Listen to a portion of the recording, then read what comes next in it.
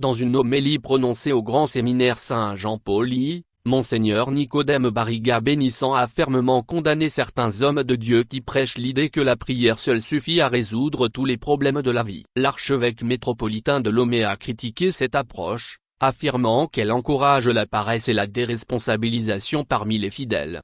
Monseigneur Barriga Bénissant a souligné l'importance de l'action personnelle, en plus de la prière. Il a déclaré: de plus en plus, nous tombons dans ce travers pour faire croire à nos fidèles qu'il suffit de prier pour que tout soit résolu dans leur vie. Mais qui a dit cela? Qui a dit qu'il suffit de prier pour que sans aucun effort tout soit résolu dans la vie de l'homme? Ne soyons pas des marchands d'illusions. Notre peuple est en train de se dépersonnaliser. Nos églises sont remplies des gens qui crient à longueur de journée mais qui ont démissionné de leurs responsabilités. Dieu ne viendra pas changer notre société à notre place. Il a critiqué la tendance à utiliser la prière comme une échappatoire, plutôt que comme un complément à l'effort personnel. Il arrive parfois qu'on se retrouve devant des situations qui ont besoin simplement d'un peu de volonté mais on se contente de prier et on s'en va comme si l'on avait tout fait. N'enfermez pas vos fidèles dans des prières refuges. Ouvrez les portes pour qu'avec la grâce de Dieu il puisse agir. Car Dieu nous donnera des opportunités et il nous appartient de les saisir pour transformer la réalité,